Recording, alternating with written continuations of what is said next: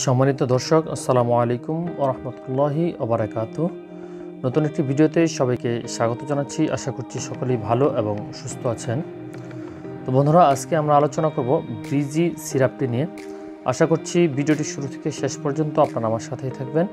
আর চ্যানেলে যারা নতুন সদস্য তাদেরকে আহ্বান জানাবো চ্যানেলটি সাবস্ক্রাইব করে পাশে থাকা বেল বাটনটি ক্লিক করে দেওয়ার জন্য।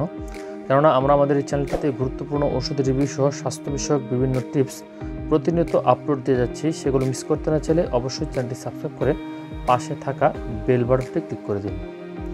তো বন্ধুরা, ব্রিজি যার মূল উপাদান হচ্ছে লিভোসালবিটামল।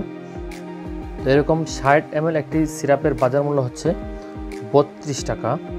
তো এই সিরাপটির মূল কাজ হচ্ছে শ্বাসকষ্ট, কাশি এবং ঠান্ডাজনিত সমস্যা যাদের আছে, বিশেষ করে দেখা যায় যে ভোর রাতে বা গভীর রাতে বাচ্চাদের গলা থেকে একটি সাউন্ড বের হয়, ভুভু বা শস্য শব্দ বের হয়, সেই শব্দ নিয়ন্ত্রণ করতে বা শ্বাসতন্ত্রের যে কার্যকারিতা সেটি স্বাভাবিক রাখতে এই সিরাপটি ব্যবহৃত হয়ে থাকে।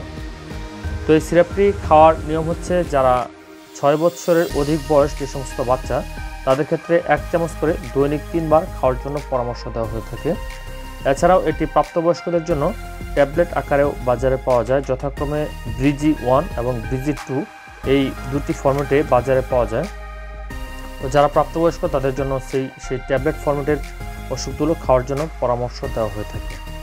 তো বন্ধুরা, যে সমস্ত বাচ্চাদের শ্বাসকষ্টজনিত সমস্যা আছে, বিশেষ করে দেখা যায় যে শ্বাসকষ্টের দরুন বাচ্চা নিদারুণ কষ্ট ভোগ করে থাকেন বা শ্বাস নিতে অত্যন্ত কষ্ট অনুভূত হয়, সেই সমস্ত বাচ্চাদের জন্য এটি নির্দেশিত। এটির মূল কাজ হচ্ছে শ্বাসনালীর সংকোচন প্রতিরোধে এই ওষুধটি কিন্তু কার্যকারিতা দেখায়। তো লিভোসালবিটামল যে গ্রুপটি, সেই গ্রুপটির কিন্তু কিছু পার্শ্ব প্রতিক্রিয়া রয়েছে। যেমন এটি খাওয়ার ফলে বাচ্চা কিন্তু কাঁপাকাঁপি শুরু করে দিতে পারে। মানে অনেকের ক্ষেত্রে দেখা যায় যে এই ওষুধটি খাওয়ার ফলে বাচ্চার কিন্তু শরীরে কাঁপাকাঁপি সমস্যা দেখা দিতে পারে এবং ঘুম অধিক পরিমাণে বৃদ্ধি পেতে পারে। এছাড়া অতিরিক্ত পরিমাণে খাওয়ালে দেখা যায় মাথা ব্যথা বা মাথা ঘোরা, ঘুম ঘুম ভাব, ক্লান্তি এ ধরনের সমস্যা দেখা দিতে পারে। এছাড়াও বমি সমস্যা দেখা দিতে পারে। তো এই ওষুধটি প্রাপ্তবয়স্কদের জন্য নির্দেশনা দেওয়া হয়, সেক্ষেত্রে 2 চামচ করে দৈনিক 3 বার খাওয়ার জন্য পরামর্শ দেওয়া হয়ে থাকে। তো এই ওষুধটি গর্ভাবস্থায় খাওয়ার ক্ষেত্রে অবশ্যই অধিক সতর্কতা অবলম্বন করতে হবে, কেননা গর্ভাবস্থায় এ ধরনের ওষুধ খাওয়া থেকে বিরত থাকার জন্য পরামর্শ দেওয়া হয়।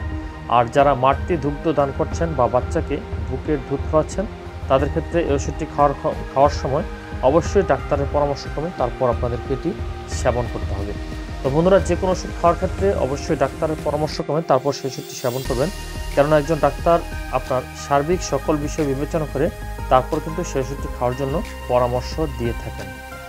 তো এতক্ষণ আমরা আলোচনা করলাম ব্রিজি এই সিরাপটি নিয়ে। আশা করছি ভিডিওটি দেখে উপকৃত হয়েছেন। যদি সামান্যতম ভালো লেগে থাকে তাহলে অবশ্যই একটি লাইক করে দেবেন।